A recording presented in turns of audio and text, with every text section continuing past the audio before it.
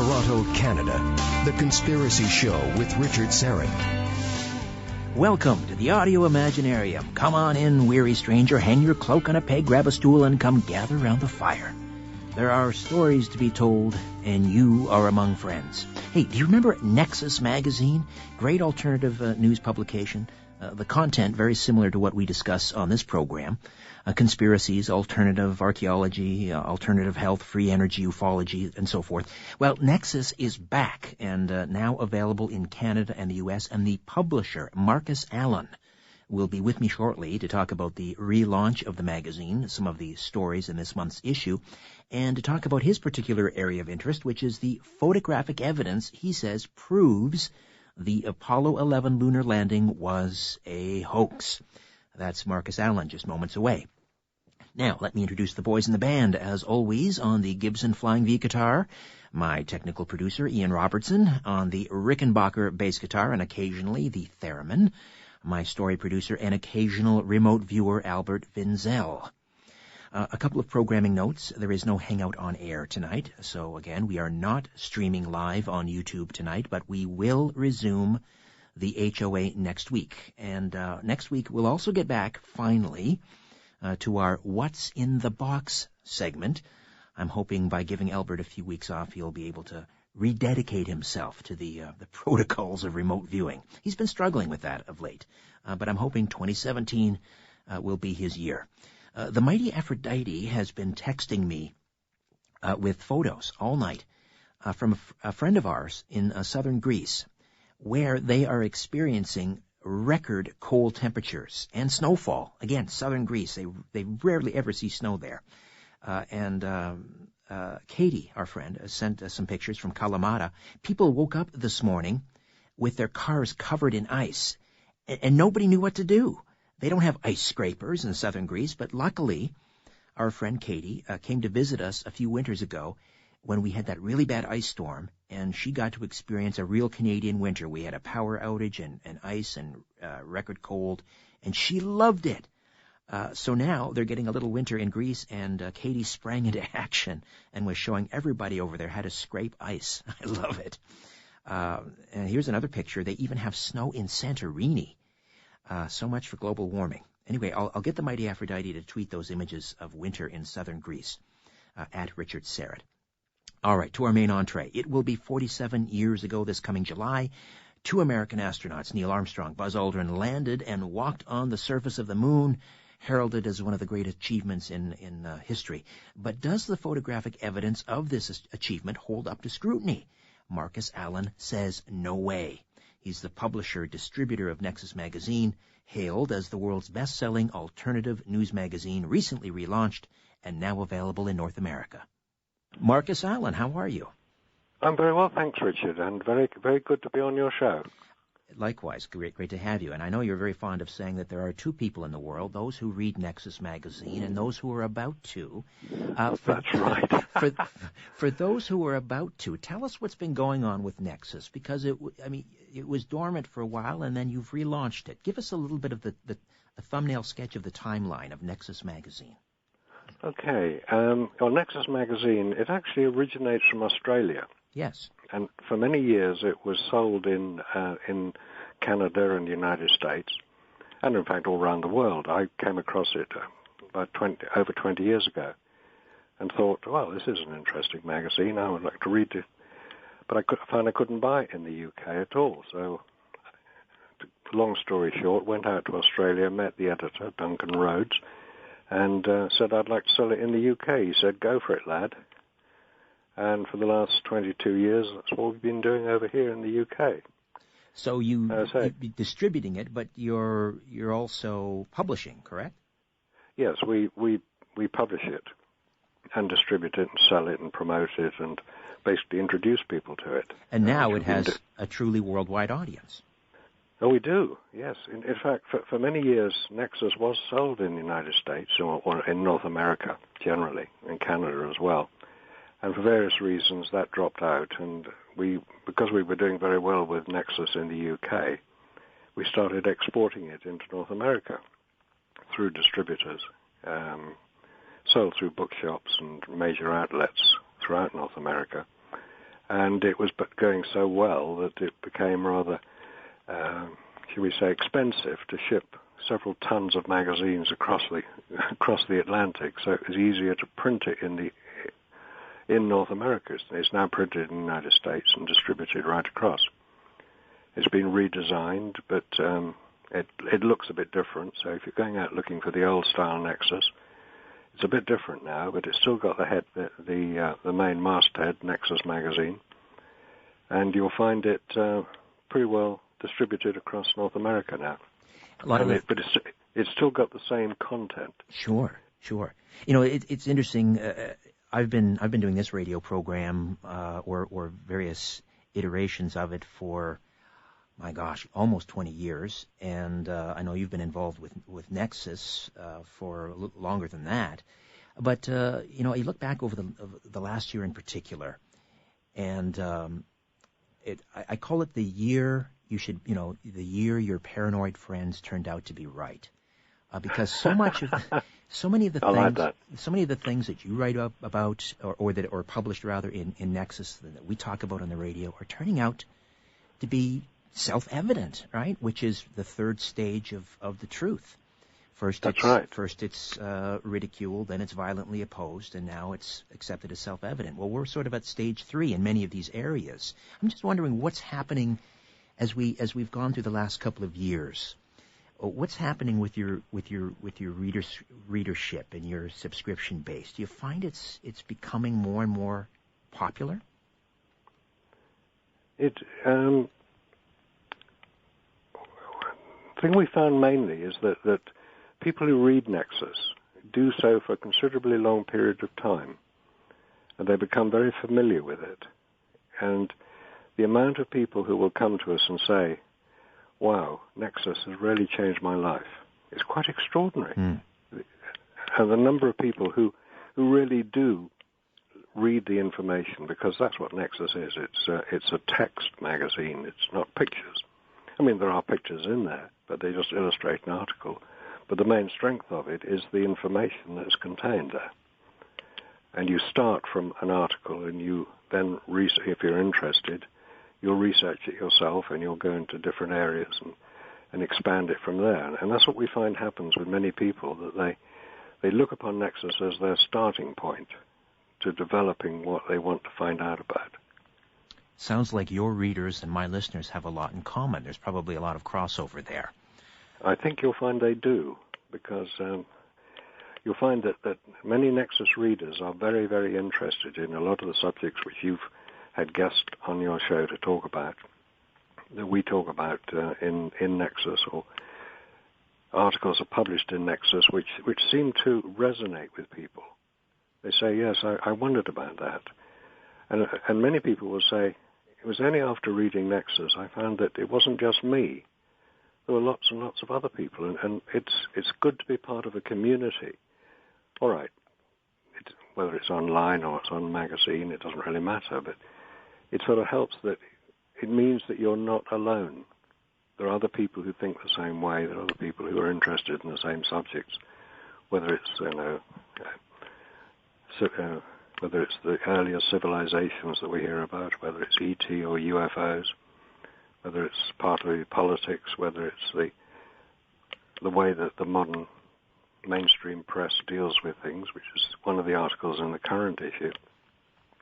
Yes, the whole idea of fake news. Yes, fake news is now big news, as they say.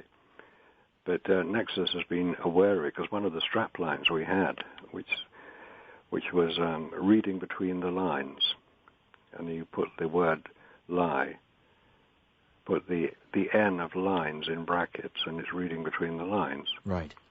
This is basically what NEXUS is about. It's trying to illuminate the things which are a bit opaque in the world. And the fake news stories that have come out really in the last, couple of months or so, it's extraordinary, because it's actually an article that we published in this current issue. I'm not saying that NEXUS precipitated the whole fake news stuff, but it's partly, it's got to a point where you can't hide it anymore. It's up there. Well, this is a fascinating thing about this whole arena that you and I live in or immersed in, and that is we sort of, I wake up some mornings thinking, my gosh, I used to be in the alternative media, although I'm on a mainstream, network, but I wake up one morning and think, I might become obsolete. I might be mainstream pretty soon because everything that we talk about is coming true. Do you ever feel that way? You're not going to be billed as the leading alternative magazine anymore. You're going to be lumped in with the mainstream. I think, well, let's say the alternative will become the mainstream. Yes. Because the mainstream has so debased itself, has become so much PR-driven, fake, and people are beginning to see through it. They're beginning to say, where did that story come from? What's that? We're talking about a cancer treatment here. Where did that originate from? And you realize it's a PR piece from some pharmaceutical company. It's not news at all. It's not investigative reporting. It's just rehashing somebody's publicity. And people are beginning to realize that, they've been misdirected for so long that they're now going to be looking for, where's some really good, real, hard evidence that I can follow up on? And they will gravitate to shows like yourself, magazines like Nexus, areas that are covered on coast to coast. These are things which have been around for many years, and they've established themselves, and they have a loyal audience. And people are saying, you should listen to that, or you should read that. And other people are saying, yeah, okay, I'll have a look. And that's where we get, there are two types of people in the world, those who read Nexus and those who are about to. And there are many more people about to read Nexus. No question. Marcus Allen is with us, publisher, distributor of NEXUS Magazine, and relaunching the world's best-selling alternative news magazine, now available here in Canada and the U.S., and again, making it truly a global publication. We'll be taking a time out shortly, but let's just get this conversation started now. We'll continue after the break, and I wanted to talk to you about another particular passion that you have, and that is, I guess it's been 6 months since we passed the, 46th anniversary of the lunar landing. We're approaching the 47th, I guess, another way of looking at it, July of 1969. And how did you first get into researching, the possibility that the lunar landing was a hoax, in your estimation? How did that happen? Was it before your involvement with Nexus or after? It was actually just after my involvement with Nexus. So we're talking over 20 years ago. And it was something which occurred quite by chance. You're probably familiar with Glastonbury in Somerset in England. Oh, yes. The famous Glastonbury Festival, though it's actually held about 5 miles outside the town, but it's still called Glastonbury because everybody's familiar with it. And I was at the Glastonbury Symposium, which is an annual event organized. It's looking at, originally it was designed to look at crop circles, and it's expanded now into conspiracies and various other areas. And one of the talks I listened to, this is over 20 years ago, it was looking at various conspiracy areas. And one of the things mentioned was the moon landings. And the speaker said, well, of course, it never happened. And he showed a few photographs up on the screen. And I thought, what's he on about? Of course it happened. I mean, I'm old enough to have been around when it did allegedly happen. Mm-hmm. I say allegedly, advisedly now. And I thought, what's he talking about? I was trained as a photographer many years ago in London. And I thought, well, if he's showing that the photographs are a bit suspect, I'll have a look at it and see if I can find out how wrong he is. Marcus, I'm going to jump right in here now. We'll put a hold on it right there. We'll come back and we'll pick up on the photographs, the photographic evidence, the lunar landing hoax with Marcus Allen, publisher, distributor of NEXUS Magazine, right here on The Conspiracy Show. Don't go away.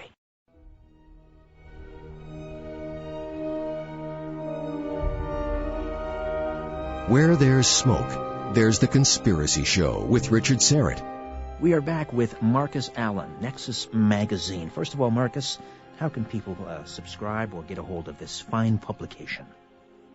Well, the best way is to you can go online and check out nexusmagazine.com, which is the website. You can subscribe through that.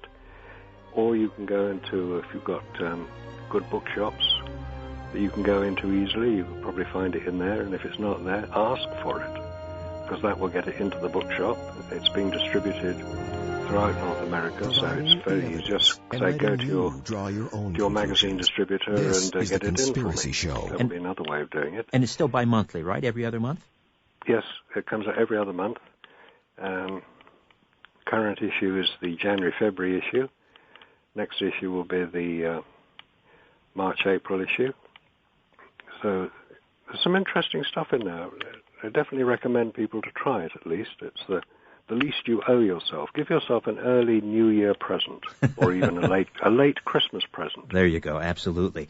Before the break, we were talking about the Apollo 11 lunar landing hoax and how you became interested in it. You had have a background in photography, so you kind of honed in on the photographic evidence because, I mean, that's an interesting area. There were, something like 30,000 photos taken on the lunar surface, supposedly?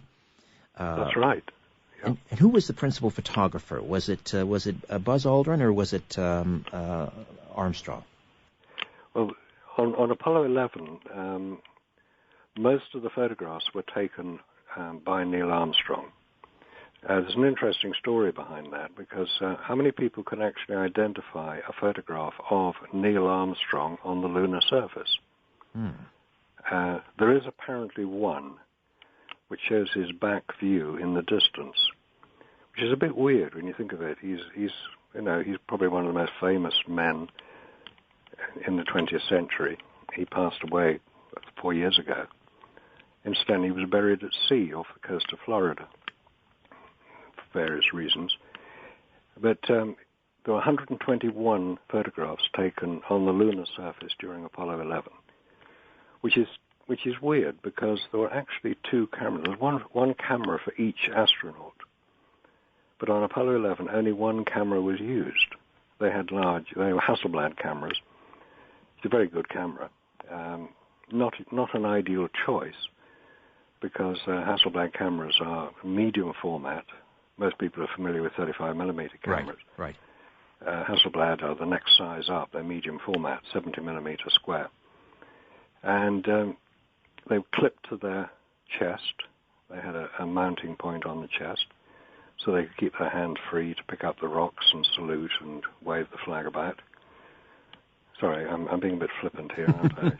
I should be more respectful, I suppose. But considering none of it happened on the moon, I think we can probably excuse that. But the more I looked at the photographs, in fact, finding the photographs, this was 20 years ago, before the internet had all the photographs posted, finding a copy of these Apollo photographs was actually quite difficult. I had to go to an astronomy show in London to find them. And I got half a dozen copies, half a dozen different photographs. I started looking at them and I thought, hey, these are great photographs. These are spectacularly good photographs. Now, I've used a Hasselblad camera myself, and I know that they produce very, very good images if you get it right. Right. But most people, obviously, today would be familiar with digital cameras. The Apollo photographs were not digital images. They were all taken on film. Right. Again, that's another difficulty because you have to develop the film, which means you've got to go and process it. So if you take it on the moon and you process it, how do you know you've got the exposure right? Because they didn't have an exposure meter. So the more I uncovered about the limitations of this camera, though it's technically a very good camera, it's a very hard camera to use. It had no exposure meter, except for a little chart that was clipped to the top of the camera. So if you point it towards the sun, you had one exposure. If you pointed it away from the sun, you had a different exposure, which is quite routine. But you had to focus it by hand, set the aperture by hand, and the shutter speed. With those big gloves on. With what, in effect, were armored gauntlets. Right. Now, how many people could guarantee to get good photographs with a Hasselblad camera while wearing heavy-duty gardening gloves? And how do you look into the viewfinder? Sense. How do you look into the viewfinder with that big helmet on? Well, you haven't got a viewfinder. Aha. They took the viewfinder away because you couldn't look at it with your helmet on, because on a Hasselblad, the viewfinder is on the top of the camera. And because you can't get your head down close enough, they said, oh, forget the viewfinder, we'll just take it away. Just point it in the general direction of the subject you want to photograph. It'll be okay. I mean, for God, look, come on, guys, get a grip. You know how many, my grandmother, God rest her soul, who had that, the flip, the viewfinder on top that you would flip, had the big flash pod on the side.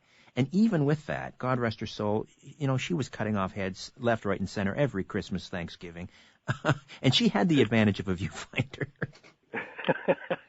It's easy to cut heads off. You're quite right, because, all right, on this particular Hasselblad camera, they were using a semi-wide-angle lens. It was a 60-millimeter okay, so it's forgiving. Lens. So it's slight wide angle. It's the equivalent of a 35-millimeter lens on a 35-millimeter camera. Mm-hmm. Slight wide angle. But it still has to be pointed in the right general direction. And if you look at the photographs of Apollo 11, and you mentioned there are over 30,000 actually taken on the lunar surface by the other Apollo missions, or right through to Apollo 17. Very, very few photographs are very bad. Most of them are quite acceptable in terms of what they show. Right. And when they show the other astronaut, one astronaut taking a picture of another one, you don't get heads cut off. You don't get off-centered images, which you'd expect. Now, what you would then do, because you're in a place you've never been to before, you've got lighting conditions which are probably a bit tricky, you would do what's called bracketing. Yes. Now, bracketing means that you would take the exposure you think is right, and one slightly above it, one slightly below it. If you are not sure about the focus, you would, because you can see the focus ring on top of the camera, you would adjust the focus as far as you could to get it right, and then adjust it some more. So you would take lots and lots and lots of different pictures of the same subject to make sure you got at least one that worked. That didn't happen. You can now go onto the internet and you can look at every single photograph taken on the lunar surface and during the alleged trips from the Earth to the Moon and back again. Right. You can get all that, and you can look at them. And if you're a photographer, you're used to looking at contact sheets. So you can see the way in which the photographer built up to get the photographs you wanted. Right. You might take 10 shots before you get the one you want. And so they're shooting at a ratio of what, 1 to 1? Yes, more or less that. I mean, on the time they spent on the lunar surface, they were taking one photograph every 50 seconds, which doesn't sound a lot. You think, well, one photograph every 50 seconds. But they had a lot of other things to do as well, like collect rocks, salute, and plant flags, and drive around in little rovers, and get in and out of their lunar lander. So they had a lot of things to do. And the more I looked at the photographs, the more I looked at the images, the more questions arose, like, why in some cases can you see very clearly in what is obviously shadow? Now, the famous sequence of photographs which shows Buzz Aldrin coming down the ladder from the lunar lander, being photographed by Neil Armstrong. Yes. He's actually in shadow at that point. What would be creating the shadow? Well, it's the shadow of the lunar lander. Okay. So he is in shadow. I mean, you can see the sunlight behind him. It's fairly clear. And I think, well, okay, so they must have used some sort of flash gun to get the amount of light into his features so that you could see who he was and what he was doing. And right. He's coming down the ladder, right? Then I found out they didn't have any flash guns. They didn't have any reflectors. They didn't have any additional lighting. So where did all the light come from? Oh, it's obviously light reflected off the lunar surface. I think, no. Knowing enough about the photographs, and these are a photographic film, they're not digital. If you can get the highlight of light on the surface of the moon behind the lander correctly exposed, you would expect anything in shadow to be in such deep shadow you couldn't see any detail. And this was not the case. So there's something very, very strange going on. I had another question about the actual operation of a camera, even if it is what's a Hasselblad worth? About $20,000? Well, about 15, 20 grand. Yeah. That's about. In fact, most of that is for the lens, which is actually a very, very good lens made by Zeiss. But even with an expensive camera, and I understand the only automatic function on that camera was the film winder to advance the film, right? That's correct. So, with the mechanics of a camera, I take my iPhone 7 out, and if it's just even above freezing, it just shuts down. What's the temperature on the surface of the moon? On the surface of the moon, in sunlight, about 250 degrees Fahrenheit, 120 degrees centigrade. 120. Right. It's like it's hot. It's very hot because there's no atmosphere to diffuse the sunlight. Given that the sun is 93 million miles away, the Earth and the moon get about the same amount of sunlight, but because there's no atmosphere on the moon to diffuse it, you get the full energy of the sun. If you're in the shadow, it's minus 120 degrees centigrade. Right, minus 120. It's like colder than any other place on Earth. The coldest place on Earth is in Siberia. It's minus 62 degrees centigrade.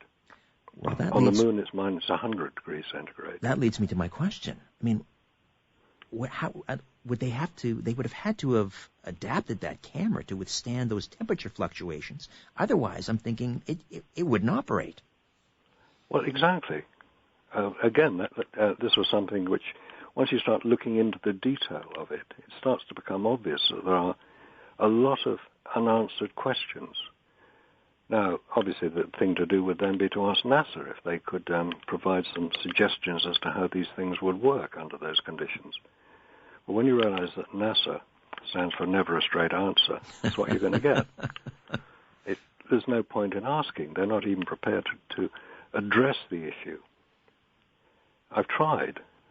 In fact, I approached NASA and said, look, this was about 20-odd years ago when I started on this. I thought, these spacesuits they've been using, wandering around on the lunar surface, and we haven't even started talking about radiation yet.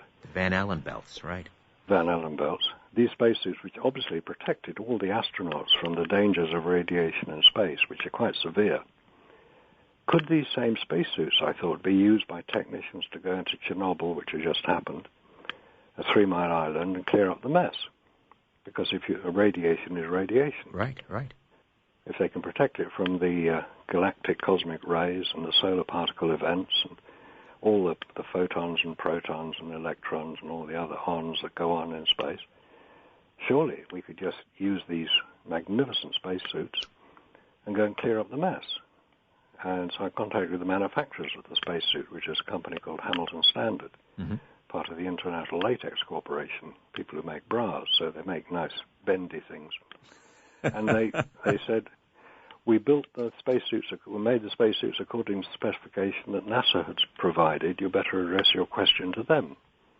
So I tried, and I'm still waiting for the answer. And you will continue to wait. Marcus, hold on. We will take a time out, come back, and continue to discuss NEXUS Magazine and the Apollo lunar landing, July of 1969, with the publisher of NEXUS, Marcus Allen, right here on The Conspiracy Show. Stay with us.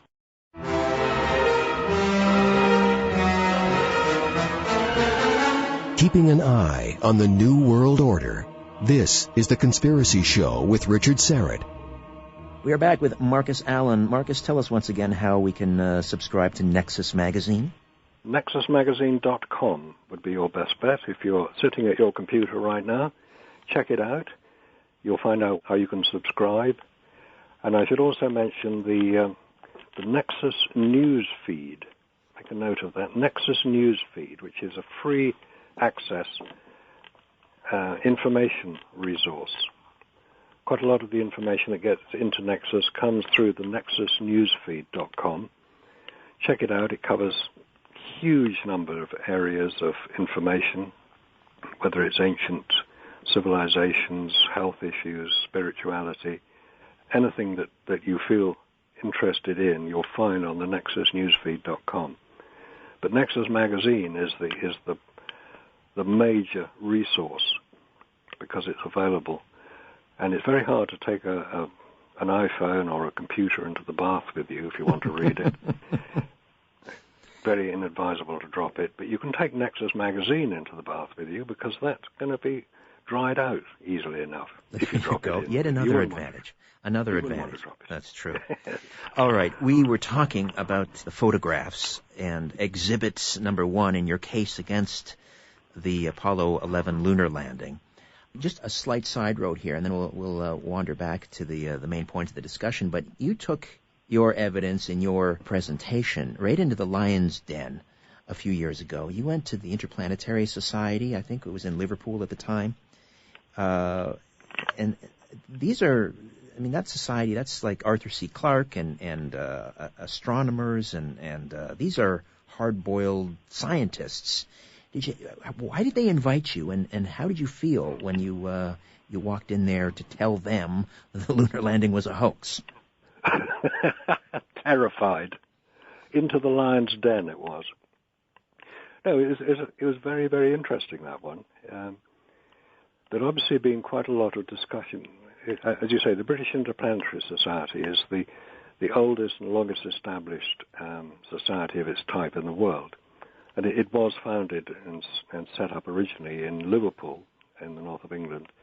Very good football team they have as well, by the way. I've heard.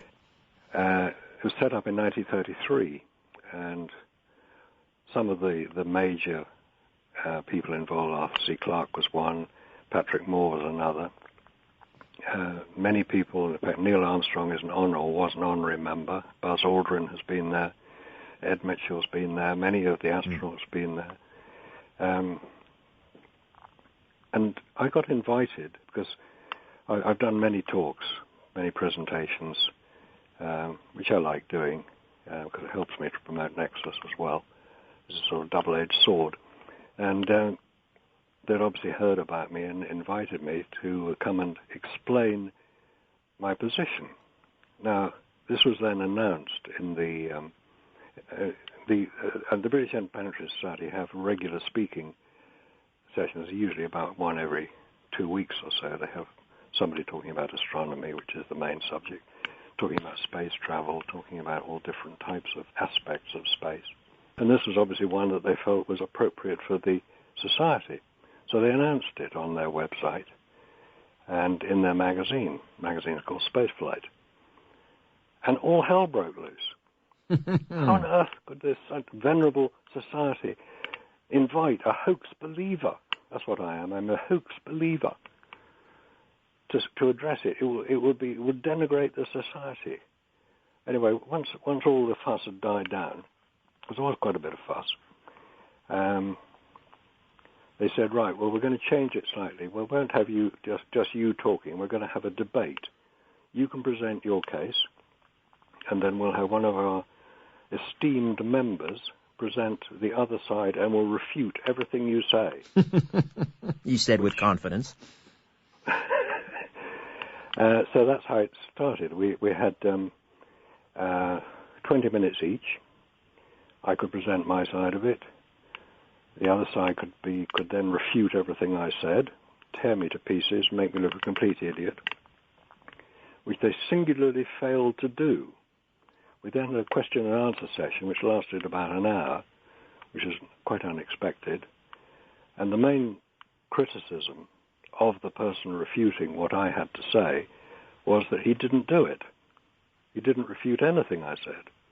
He wandered off on his own little talk, explaining what a wonderful thing Apollo was and how extremely fascinating all the astronauts were and how, of course, NASA would only tell you the truth. So how can you believe somebody who comes along and says they don't? So... Did you change any minds? I don't know if I changed any minds, because what one has here is called confirmation bias. Yes. People will believe and continue to believe what they believe, despite any evidence presented to the contrary. All right, we'll take a time out, come back, and finish up Marcus Allen, publisher, NEXUS Magazine. Back with more in a moment.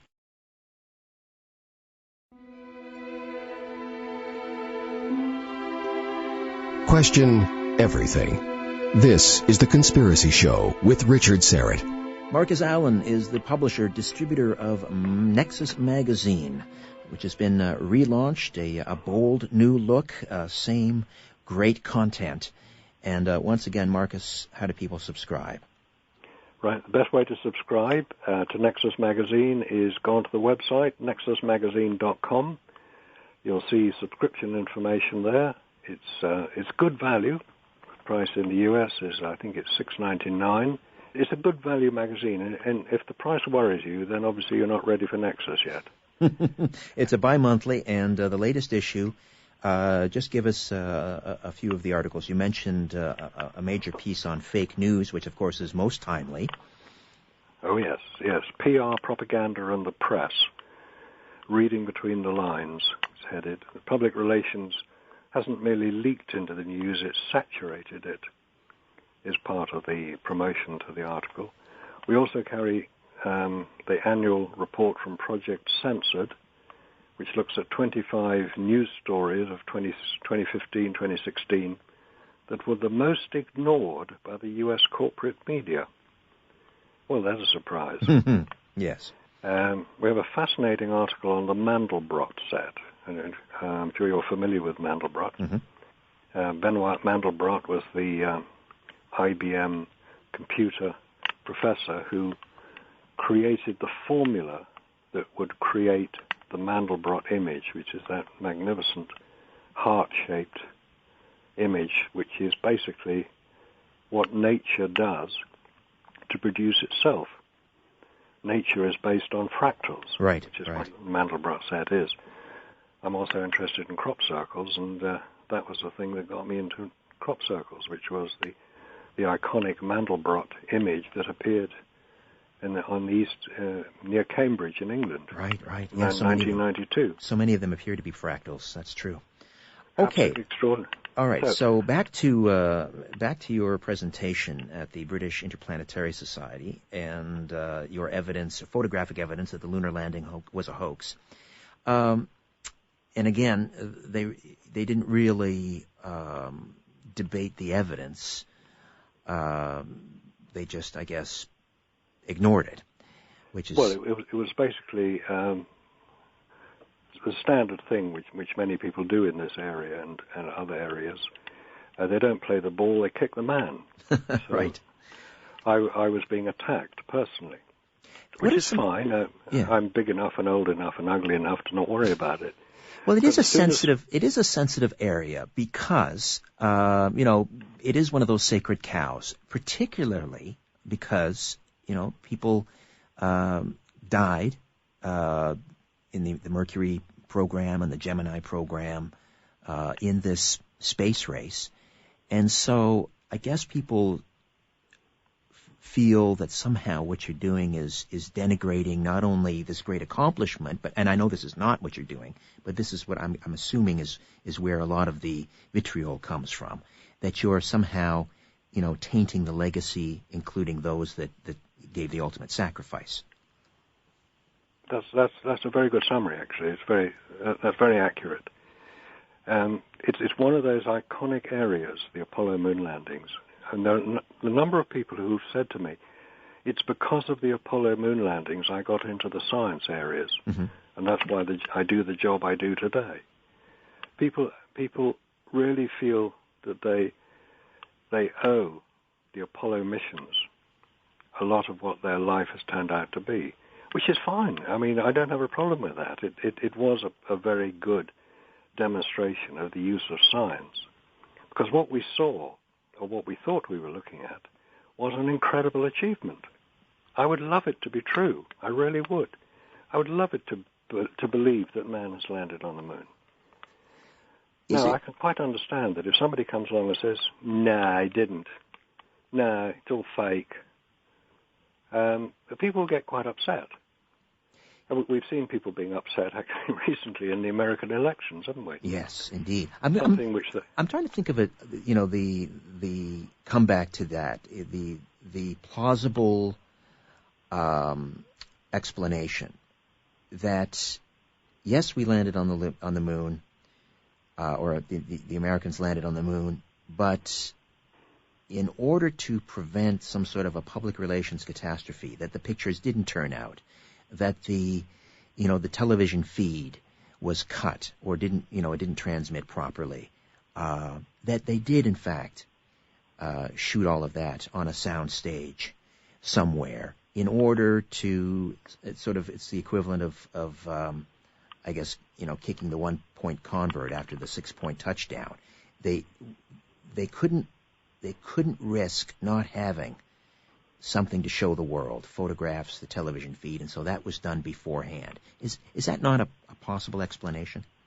Absolutely. That's a very plausible situation.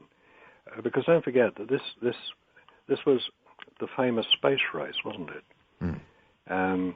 And John Kennedy, who had made his original announcement back in May 1961, land a man on the moon before the decade is out and all that, the decade was rapidly coming to the end. They had to be seen to achieve their dead president's challenge, which is fine. 400,000 people worked on Apollo at the height of the program. And they weren't party to any of this. Very, very small number of people would have been involved. So what you've got is a situation where it has to be seen to be done. Yeah. It's all going to be shown live on television. Now, in the 8 years between the announcement of the program and the completion of it in July 1969, there was a lot of training, a lot of preparation, a lot of work to be done. Part of that work would have been real-time simulation of the missions. Mm-hmm. It's a logical thing to do. They had simulators of the lander, they had simulators of the command module, and they did real-time simulations. So if the mission was going to take 8 days, they had a simulation for 8 days, so everybody could get the idea of what was going to happen. These were all filmed. These were all photographed, obviously. So you could debrief them and say, look, when you come down the ladder, Buzz, don't put your foot there, put it there. You fall off. This is normal, practical things to do. Of course they were photographed. Of course they were filmed. Now, if what happened was that they took off, as we all saw, they flew to the moon, they got out, they walked about, they took the photographs, talked to the president, collected some rocks, waved some flags, came back again. Oh, let's develop all those photographs you've just taken. So they developed the photographs. Oh, shit, what's happened? Oh, we forgot the radiation. It's fogged the film. That's right. If that had happened, and NASA had come up and said, sorry, guys, we forgot about the radiation. The film got fogged. The photographs didn't come out. But this is what it looked like, because when we did the training exercises, we got it as close as possible. Neil and Buzz and all the other guys, they'll tell you this is what it looked like. If that is what they had said, I would have no problem with it. But it's not what they said. NASA said these photographs were taken on the lunar surface. I contend they could not have been, because their film would have been fogged by the radiation and the heat. The batteries wouldn't have worked. They wouldn't have been able to get to the moon because they'd have been incapacitated by the radiation in the Van Allen belts. The rockets didn't work properly. We know now. They were not powerful enough. And have you heard the story of the Apollo 13 capsule that the Russians got hold of? That they got hold of? No. I mean, we all remember the Apollo 13 mission. That's a wonderful story, isn't it? Yeah, I mean, it's the space rescue story. Right. I mean, by this time it was so mundane they weren't even televising it live. Wasn't it a great film that Tom Hanks got hold of? It's a wonderful film. A little bit of myth making, I'm guessing. Definitely. Mm-hmm. Now, back to real world time here. April 1970. April the 11th was when Apollo 13 launched from Cape Canaveral. It wasn't called Cape Kennedy until 1973. Right. 1970, April. Apollo 13 launched. it went somewhere. April the 12th, 1970, in the Bay of Biscay, which is between or off the coast of France and Spain, Right. a Russian submarine is observed by a Canadian ore carrier, and this Russian submarine is in some difficulty. There's two other ships near it, Russian ships, because there's a big Russian naval exercise going on. Somehow, an Apollo command module is seen floating in the water and is taken on board a Russian fishing vessel. Now, that is a euphemism for a spy ship. Remember the Pueblo? Yes, yes. That's the American equivalent of the Russian trawler. This is a real Apollo command module. It is taken by the Russians to Murmansk, on the north coast of Russia. In September 1970, a U.S. Coast Guard called the South Wind pays a courtesy visit, we're told, to Murmansk, where it collects this Apollo command module. It's strapped to its deck. It was pre-planned, this visit, because the U.S. Coast Guard cutter, the South Wind, normally had a 5-inch gun on its front deck. This gun had been removed to allow space to stow the Apollo command module, which weighs about 6 tons, 7 tons. Wow. It goes, the South Wind goes to Murmansk for 3 days. It takes on board the command module. There are photographs to show it. This isn't some weird story. This is for real. This is reported throughout Russia, or the Soviet Union as it was then. It's not reported in America. I wonder why. So what happened to Lovell and Swigert and Hayes, the crew? Were they sent back to the U.S. quietly? That's what it appears that the submarine was doing. It's taking them on board. And then they were returned to the United States. They were returned. Or they were not in the capsule in the first place. Aha. There we go. Listen, we'll have to leave Apollo 13 for another day, and we'll do that. We'll delve into it even further. Marcus, a real delight finally making your acquaintance and having you on the program. Thank you. Thank you very much, Richard. I've really enjoyed it. Thank you for your great questions. NEXUSMagazine.com. Just click on there and subscribe. It's quick and it's easy and well worth it. My thanks to Marcus Allen. My website is strangeplanet.ca. That's your portal to this program. Check it out. Click on the blue members button, and that will allow you to register. It's quick, easy, and fast. And say hello on Twitter at Richard Syrett, S-Y because I love you, R-E-T-T, at Richard Syrett. And as always, follow the truth.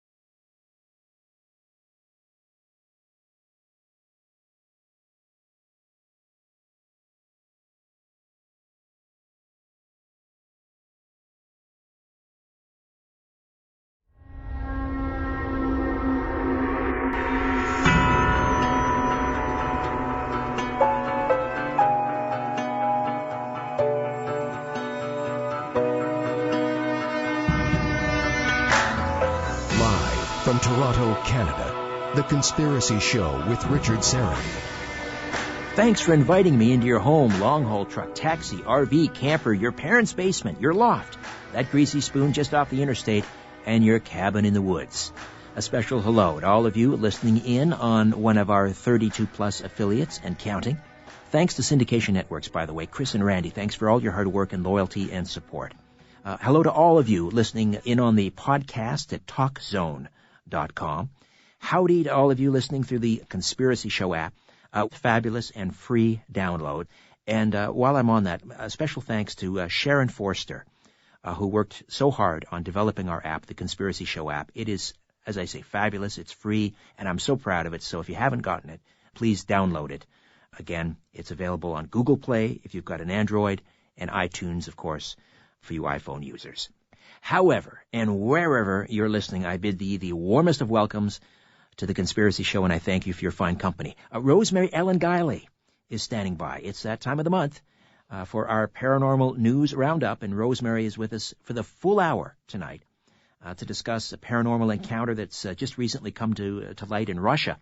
It's interesting, now that the yoke of communism has supposedly been lifted from the motherland, and many of them are re-embracing religion. People are starting to talk again over there about the paranormal activity in their lives. And we have one such report tonight. We'll also talk about the Ghost Island in New York City. Get this. There is just a tiny speck of an island up there near the Bronx, near Rikers Island in the East River. It's about 20 acres, and it's where they sent new arrivals to the United States that had some disease, tuberculosis or leprosy, and people were sent there, against their will. I mean, it wasn't voluntary, and it was pretty much a death sentence if you were sent to. It's called North Border Island, and it's been abandoned for many, many, many years. Typhoid Mary was there. Anyway, she'll tell us all about the Ghost Island in New York City, and much more. Then in the second half of the hour, we'll talk about Thornwood Castle in Washington State. It's an actual castle, and it has lots of haunting activity. Thornwood. Next week on the program, Canada's Edgar Casey, Dr. Douglas Cottrell, will be here with some predictions for 2017. Plus, former police reporter Scott Reeder, now with NPR, National Public Radio. He has a new true crime-style podcast premiering this month on NPR, and he'll be along to talk about. He has some great true crime cases to talk about. That's all part of the program next week. Rosemary Ellen Guiley is one of the world's leading experts on the paranormal, with more than 60 books published on a wide range of subject matter. Her most recent titles include Haunted by the Things You Love and Demon Haunted, both co-authored with John Zaffis, the star of The Haunted Collector, The Zozo Phenomenon, and Ouija Gone Wild. Hey, Rosemary, how are you? Well, I'm doing well, Richard. It's starting to be the busy time for me already, just after the first of the year, going off for events already. I heard, a bird tells me, you're getting ready to jump on a plane and go to Australia. Well, that's right. Down under for the first time in a long time. I have an afterlife conference followed by a Close Encounters UFO conference in Byron that I'll be speaking at. And then Joe and I will be doing a little R&R for a few days in Sydney. Is Australia a hotspot for UFO activity? They get a fair amount, actually, yes, and a lot of paranormal activity as well. Now, I've never been to the western side of Australia, just the east coast, but there are a fair number of sightings just on that eastern perimeter. All right. We've been hearing so much about all this, Russian hacking, and this is kind of a turn of the tables because, I guess really since the fall of the Berlin Wall, we're starting to get more and more information coming out of the former Soviet Union in the realm of the paranormal. And some of these stories happened quite a while ago, but we're only hearing about them now. And one such case comes from Moscow all the way back in the fall of 2000 from a researcher by the name of Albert Rosales, involving a humanoid encounter in Russia. What do you hear? What do you know? Well, actually, I would call this something other than a humanoid encounter, but the nut of it is a woman goes out looking for mushrooms in the woods, and she gets lost, sits down on a tree stump, wondering how she's going to get back to the village, and suddenly this strange figure wearing a coat, a cloak actually, and a military uniform just materializes out of the woods and shows her how to get back to the village. And then he pulls the hood off his head, and she is absolutely flabbergasted to see that it is her long-lost boyfriend who disappeared in Afghanistan in the early 1980s. And there was kind of a mystical light around him, some purple light came out of his eyes. She got all choked up, couldn't talk. He reaches out to her, and then it's like she goes unconscious. And when she regains consciousness, she's not sitting on the tree stump anymore, but she is actually en route back to the village, and she can see the lights of the village ahead of her. Now, was she frightened, or was she just confused? I mean, what was her reaction, do we know? Aside from fainting. Her first reaction was she was just very surprised, and she didn't feel afraid. It's like she was sort of caught up in something like, well, what on earth is going on here? And when people have these kinds of encounters, what I think happened here is, I wouldn't call it a humanoid encounter because that's kind of a category that's reserved for mysterious creatures that have a human-like shape. This was really an apparition of her boyfriend, who probably died in Afghanistan. You know, he disappeared decades ago. And so in a moment of crisis, he materializes like an angel and helps her find her way back to the village. And it's very similar to what we call mysterious stranger encounters, where people are in a jam. Sometimes they are lost. They don't know what to do. And a mysterious stranger suddenly appears and has kind of some unusual aura or energy or light about him and solves the problem, helps them out, and then vanishes. And that's very similar here. You could even make the case that maybe this was an angel in the guise of her boyfriend, but we'll never know. And I think she had a genuine encounter of some sort of an apparitional figure in a moment of need. My other, not to be sarcastic here, but I'd be very curious to know what kind of mushrooms she was looking for. Hint, hint. And my technical producer is nodding in agreement. I'm sure there's a skeptic out there who will raise that very question. Well, that it is a legitimate question, but experiments done with psilocybin and things like that doesn't necessarily discount the existence of the supernatural. It may be that it just opens up certain regions of the brain that are receptive to seeing things the rest of us don't. I agree. Now, I've never used any substances like that. But just based upon anecdotal evidence and research and, people I know who've done this sort of experimentation, I do agree that it's what Aldous Huxley said, it opens up the doors of perception. And they're not fantasy experiences as glimpses into other realities. So let's say for the sake of things that maybe she had ingested something that, altered her state of consciousness. It enabled her then to have an experience that helped her out. Yes, because by all accounts, she probably would have perished out because she was lost, right? She was definitely lost. And she might have found her way back, but she might have not been able to before dark. And she was in serious danger at that point. Have you been to Russia, by the way? Have you been over there to do an investigation? I haven't done any investigations there. I was there in 1985. I've been there once, and this was under the Gorbachev era.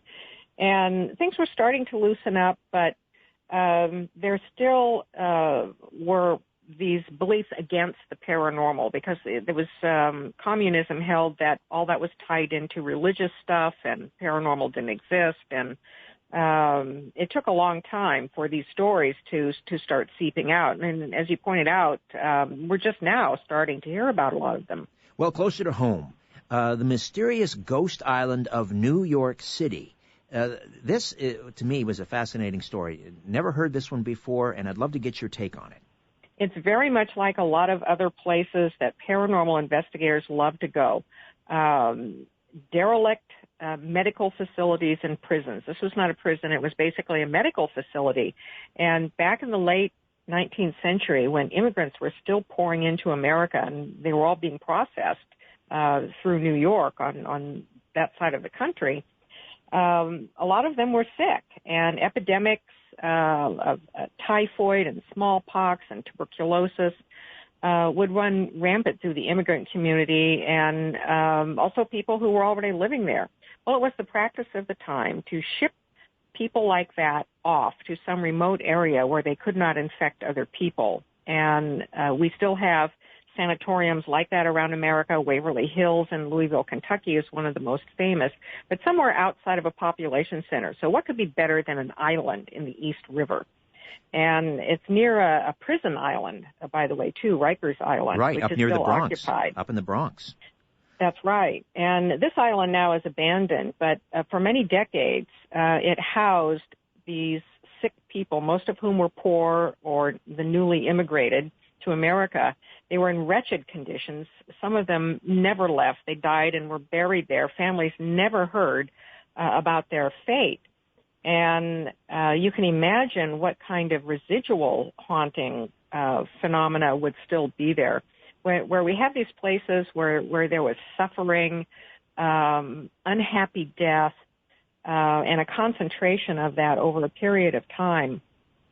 There's a lot of residual haunting energy that can still be experienced today. No doubt. And, this is it's called North Brother Island, and it's a tiny, just a speck of an island, 20 acres. But I'd never heard of it before. 20 acres up, as you say, near Rikers Island in the Bronx in the East River. And it's not well known because nobody's allowed on it. It's not a tourist place. I think they allow, nature researchers to go there. But to my knowledge, I don't think it's been paranormally investigated. And, Richard, I'm not sure that even I would want to go to a place like this because I have heard that things like tuberculosis and especially smallpox, those viruses can remain active. And here you've got people who were buried on the island. Some of those grave sites might have been very shallow, easily disturbed now. You've got a very old facility that's really not very healthy to be in. It would be a very unhealthy place to investigate, but I'm sure you'd get a lot of results. Oh, no doubt, and I'm with you. I mean, I wouldn't want to set foot on this place, as you mentioned. Tuberculosis, even leprosy, diphtheria, typhus, you name it. Anybody that got off the ships and showed any symptoms. I mean, these were forced quarantines. These were not voluntary. These people were taken there probably under guard, and anyone who tried to escape, I'm sure, would be severely dealt with. Well, yes, they were rounded up and herded off to the island. If you were sick and you had to go, you were taken away from your family. And the conditions there were very poor. I just want to mention that this island housed a very famous person by the name of Typhoid Mary. And nice. She was a cook. She was a cook in New York, and she was a rare person who was able to transmit typhoid without showing symptoms and becoming sick herself. And so people who ate her food would get sick with typhoid. Well, they shipped her off to the island, and she insisted that this was an error, that she was not responsible for people getting typhoid. They allowed her to leave on the condition that she not go back to being a cook, which she promptly violated. She changed her name and went back to cooking, and people started dying again. And so she wound up spending the last of her days there and dying on North Island, having transmitted the typhoid fever to at least 50-some people. Oh, my. As you say, well, it was a death sentence pretty much. I mean, the mortality rate, the fatality rate when one was dispensed to North Border was pretty high. So not too many got off. As you say, it would be a hot spot for paranormal investigations, but I'm with you. I don't think I'd want to set foot on the ghost island of New York City. Rosemary, we'll take a time out, come back. More stories as part of our paranormal news roundup on the other side, right here on The Conspiracy Show.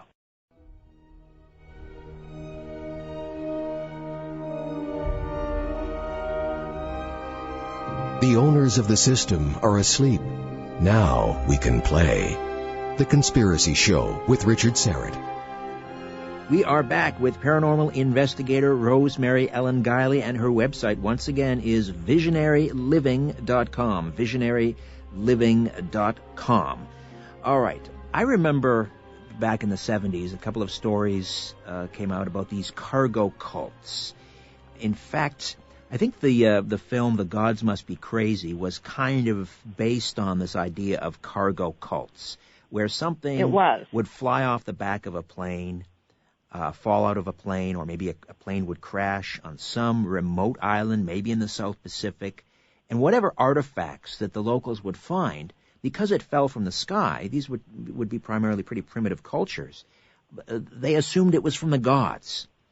And here we have another one of these cargo cult cases, going back to, when was it now? We're talking about the Republic of Vanuatu, which is where? In the South Pacific again?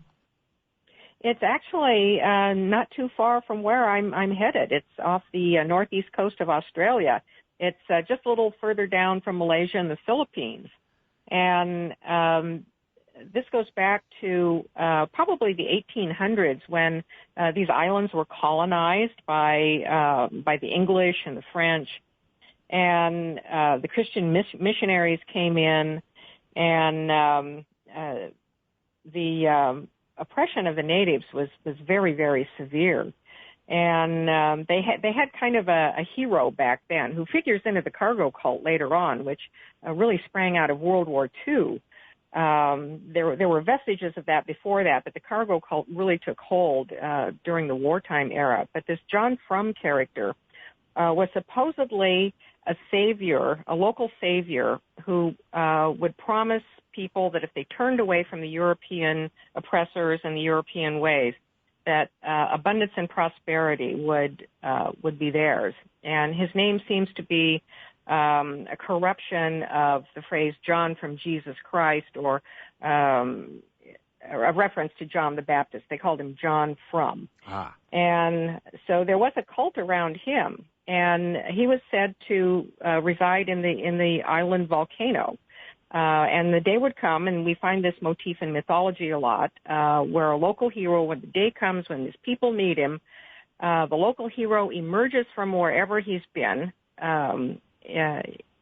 whether it's the Mists of Avalon or a volcano or somewhere else, and leads the people to safety or prosperity or freedom, whatever. And so there is this mythology around John Frum.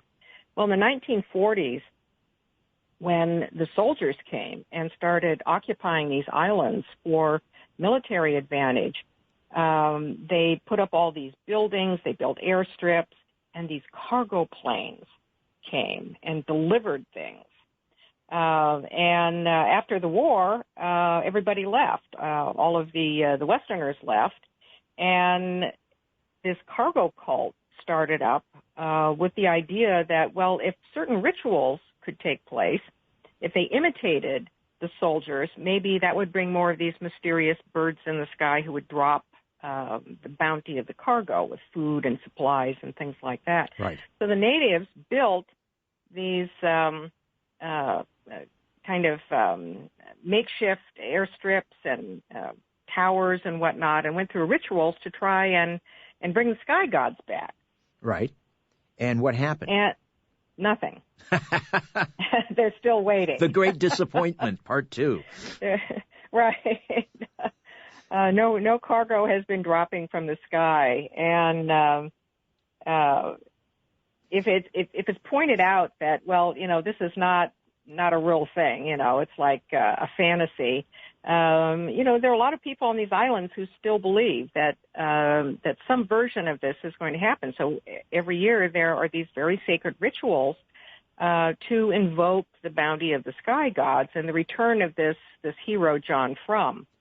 And it's amazing that it's still going on today, but these are very isolated islands. Right. There's a fascinating case, the island of New Hanover in it's called the Bismarck Archipelago. I'm not sure where that is. Again, I'm guessing it's somewhere in the South Pacific. But another cargo cult arose there back in 1968, claiming that the true secret of the cargo was known only to one man, and that was President Lyndon Johnson.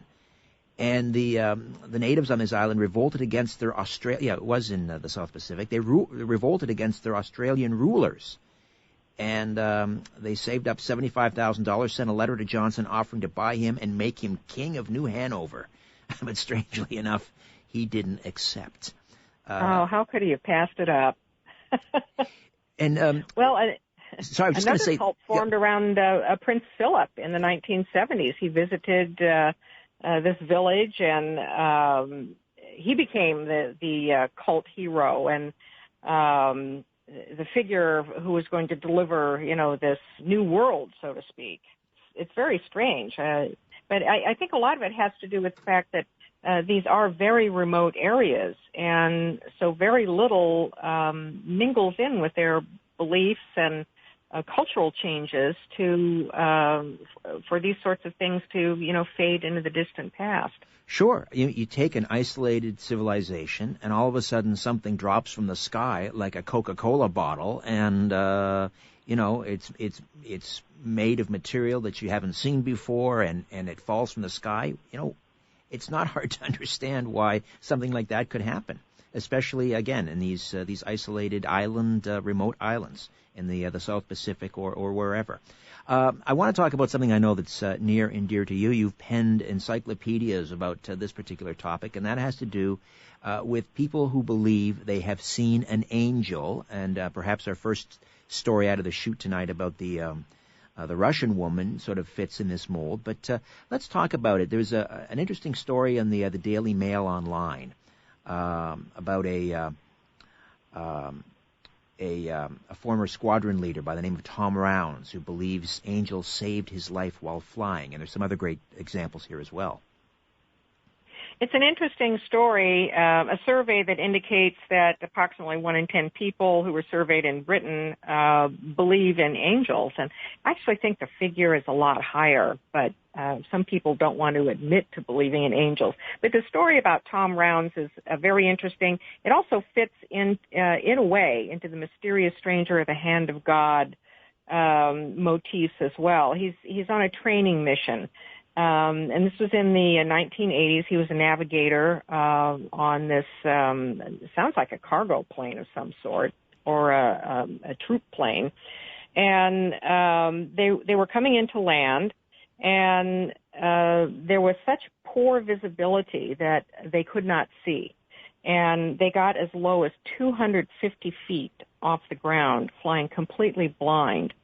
And all of a sudden, he had this visceral physical feeling that something was dreadfully wrong, and the plane needed to pull sharply up and bank to the left to avoid something that they could not see. And so he urged the pilot to do so, and they did. And they discovered that they were in danger of flying into the side of a mountain. And if they had not taken that last-minute extreme measure, they very well could have crashed and all been killed. And he felt that it was an angel who came to his rescue and prompted him in that way.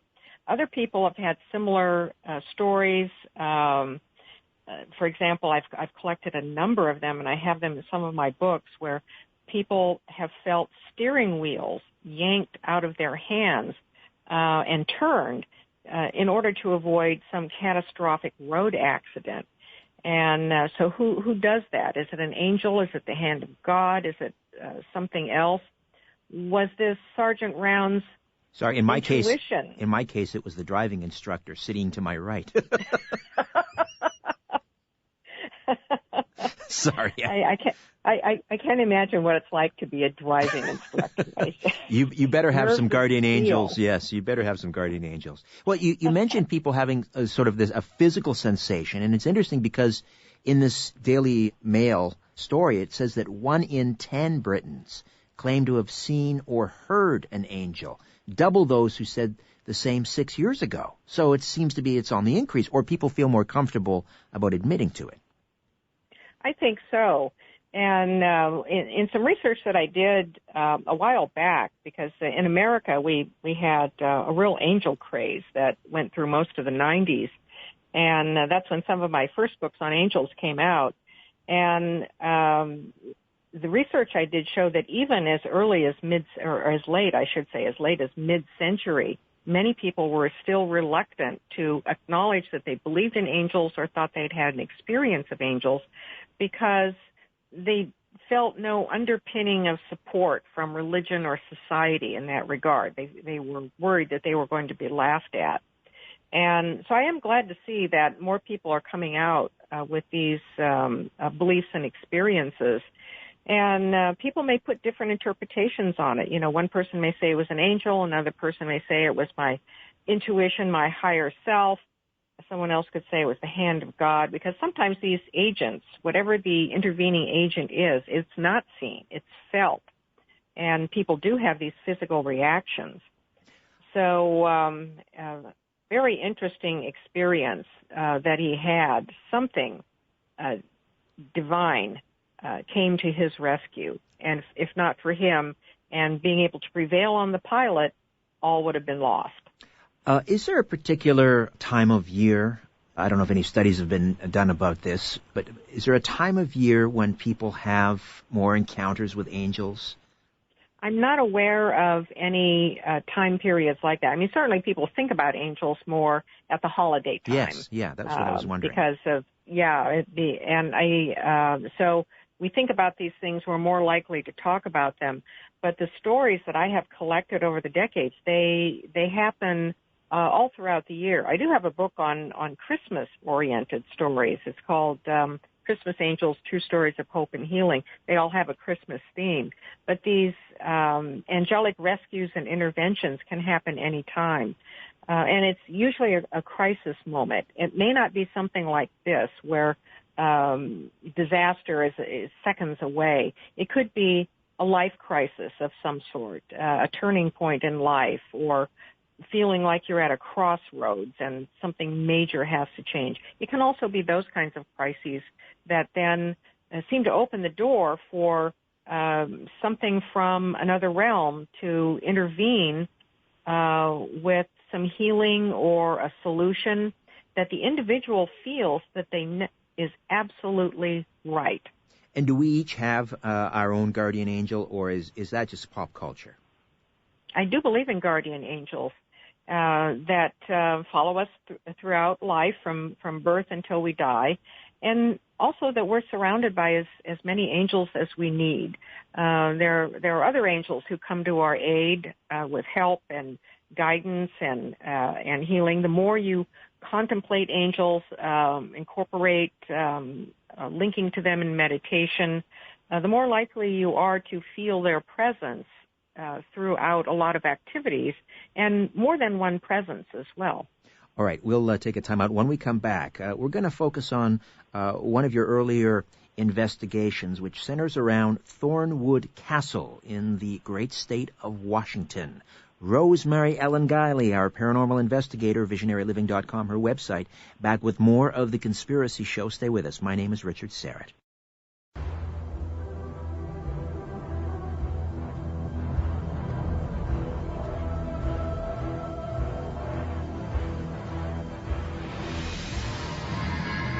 The truth is not out there.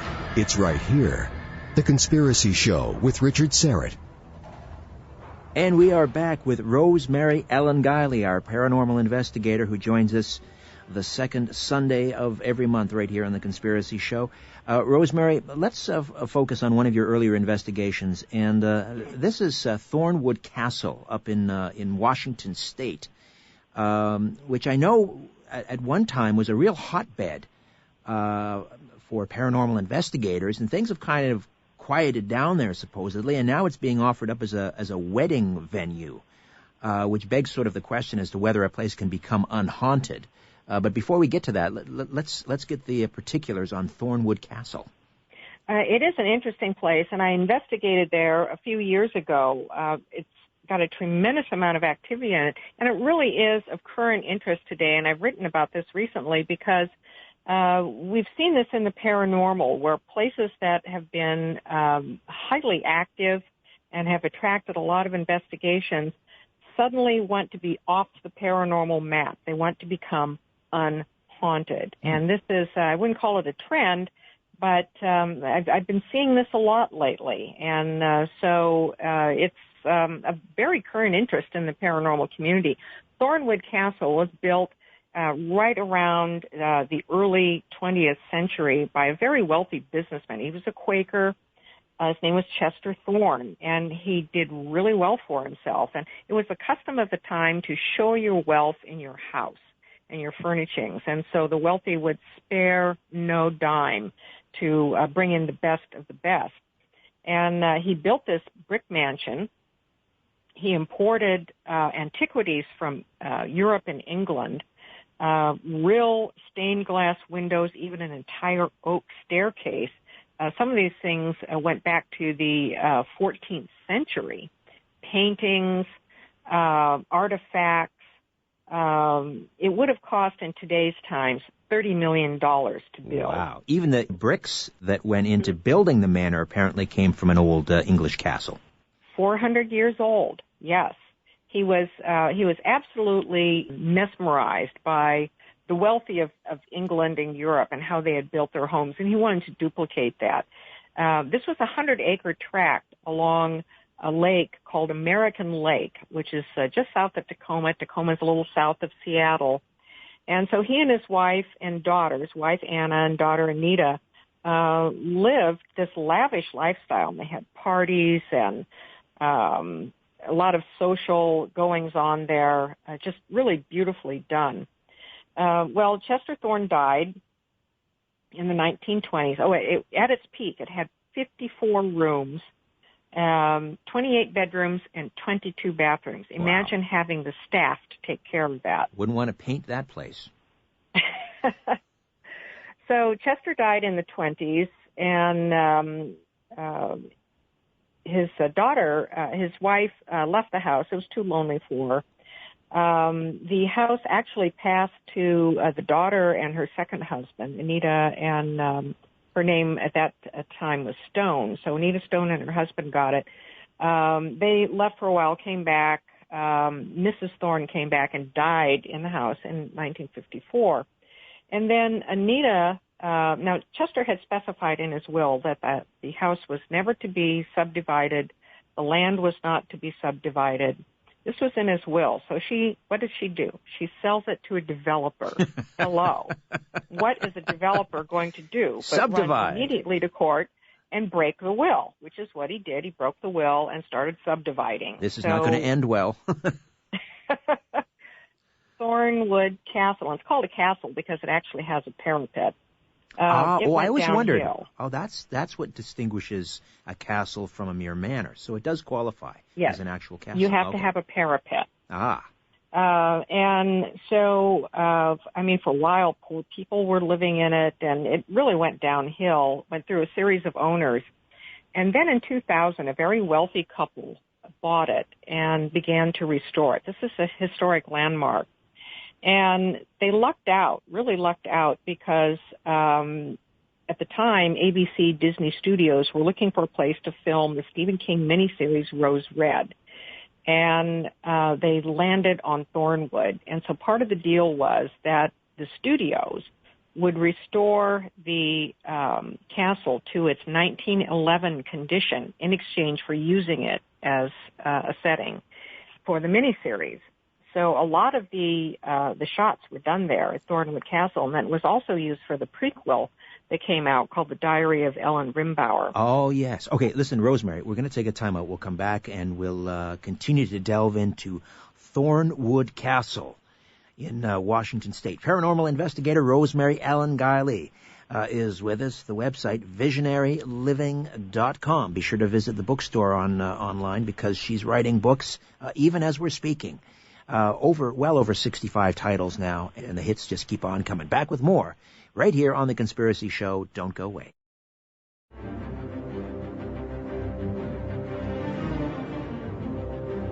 Fasten your seatbelt and put your tray in the upright position. You're about to leave everything you know behind on The Conspiracy Show with Richard Serrett. And we are back with Rosemary Ellen Guiley, our paranormal investigator. We're talking about the historic Thornwood Castle in Lakewood, Washington, which was constructed in the early 20th century by a very wealthy Quaker by the name of Chester Thorne. He died in the house. His wife died in the house. The house was eventually sold to a developer, and the property was divided. But the house was then restored was it by Disney when they were shooting a TV series there, correct? Yes, the Stephen King Rose Red miniseries. Right, Rose Red. And did they experience any hauntings while they were in production, do we know?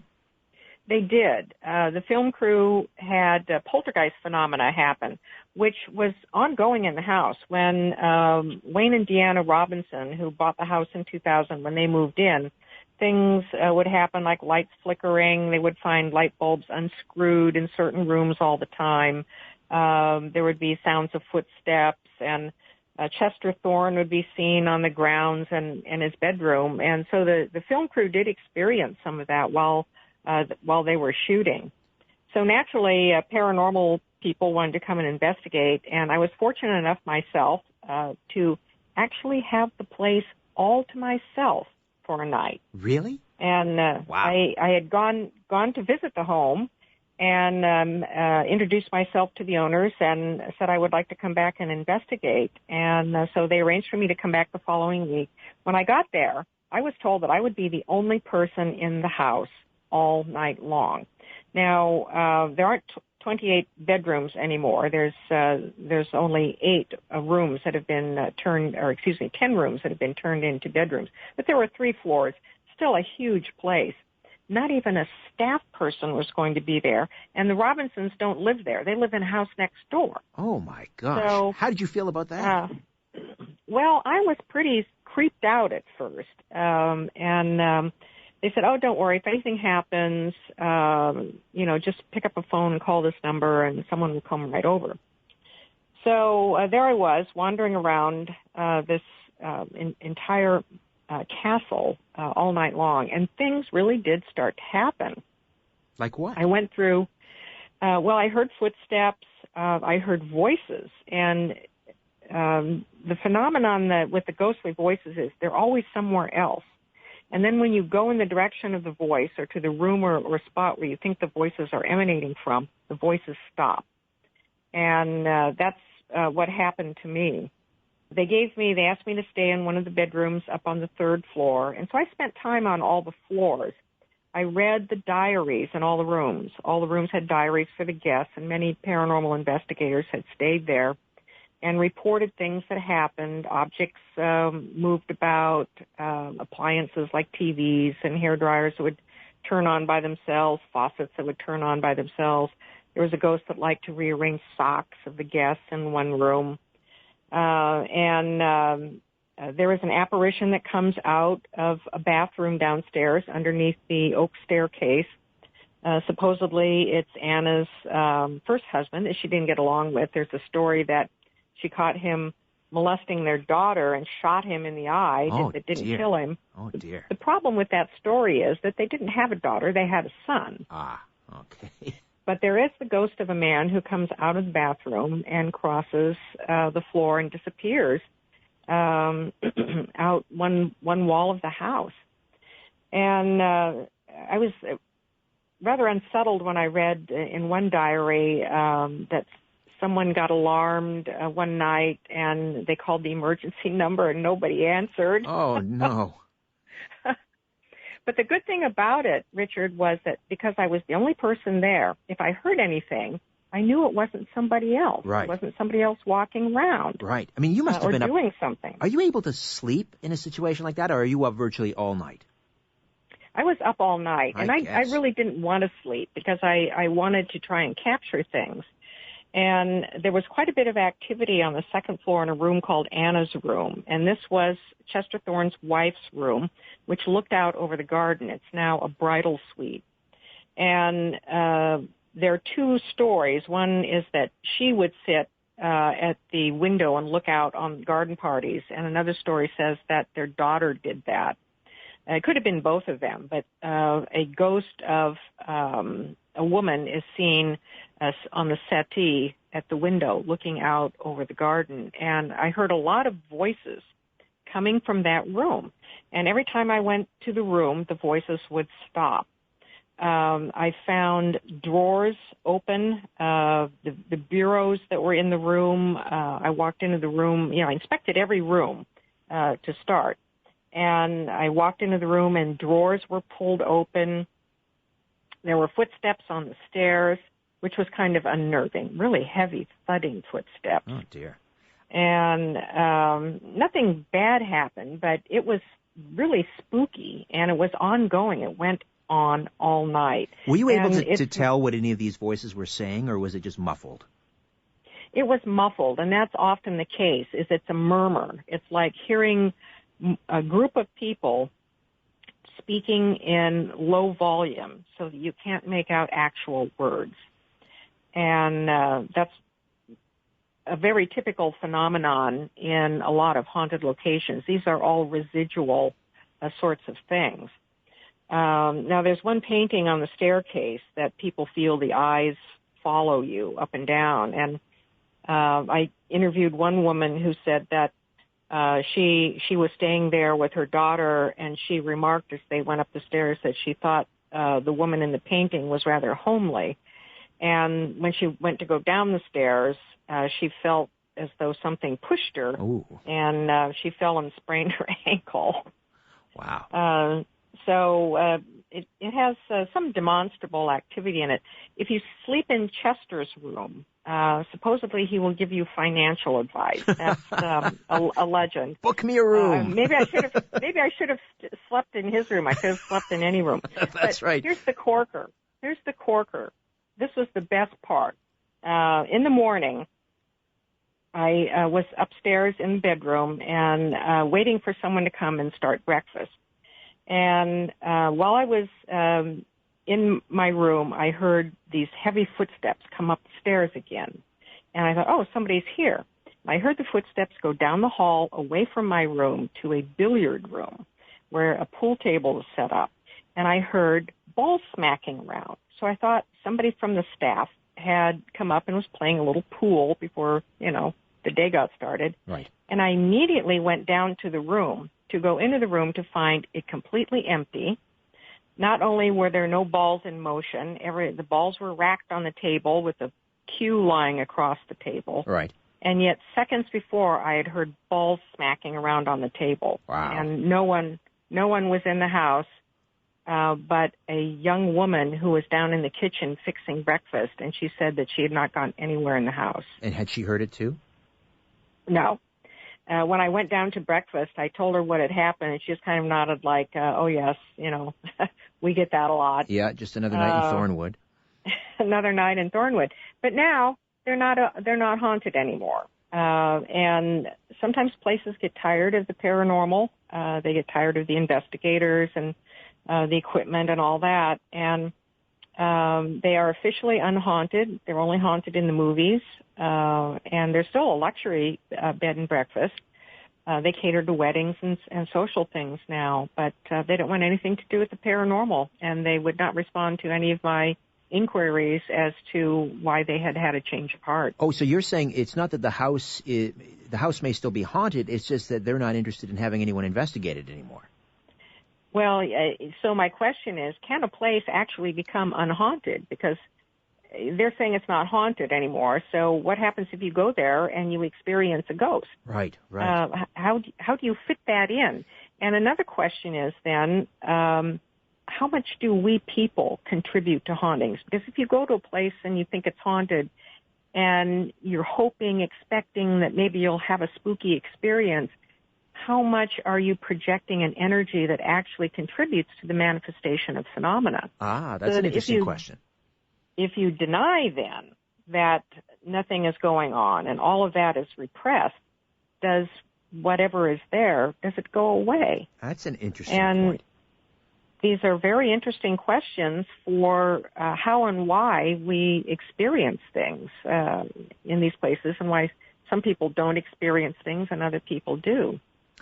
Well, that's that's curious because, I mean, how do you feel then as a paranormal investigator if I mean, that raises the whole question as to whether or not you as an investigator may be producing or affecting that which you are trying to observe? I think we are. And I think it gets down to a quantum physics thing, that there's no such thing as a completely discrete observer. As soon as you observe something, you've affected it. And the very act of investigating is going to, I think, stir up whatever might be present in a place. And a lot of times I think it's dormant. And if nobody pays any attention, for example, if you don't know a place is haunted, you don't believe in that sort of thing, and you don't give that any energy, are you going to be haunted? Well, there seem to be cases where you might be, and then other cases where you're not going to be. But if we go and investigate and we want things to happen, we are projecting this literally a psychokinetic energy into the environment that is bound to have an answer back. Mm-hmm. Interesting. You mentioned that, for example, when you heard the pool table, the balls smacking together, that was likely some sort of a residual phenomenon. If we're talking about a residual haunting, in other words, the ghosts, there's no consciousness there. It's just an echo of times past. You can't cleanse that, can you? I mean, you can't. I mean, that would go on forever, wouldn't it? I don't think it does, although it can go on a very long time. My feeling about residual energy is that it has a battery life.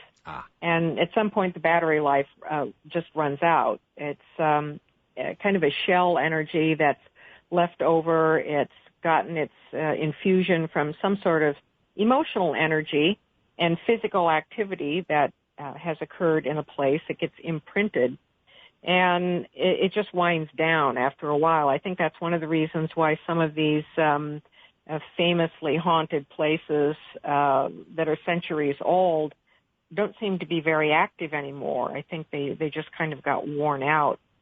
And I think that, as we were just discussing, that investigation can prolong the life of these residual imprints. But eventually they fade. People lose interest, or there's a lot of renovation, or something happens to a place where the energy changes markedly, and those imprints just don't get the juice anymore. Well, Rosemary, I wish you a safe travels to Australia, and we will talk next month. Well, thank you, Richard. Maybe I'll have some experiences down under. Oh, I have no doubt, but you will. Rosemary Ellen Guiley, visionaryliving.com. All right, that's it for us. My thanks to Ian Robertson, Albert Finzel. Back next week with a brand new program. In the meantime, don't be afraid. There's nothing concealed that won't be revealed, and nothing hidden that won't be made known. What you hear in the dark, speak in the light. What I say in a whisper, proclaim from the housetops. Move over, Aphrodite. I'm coming home.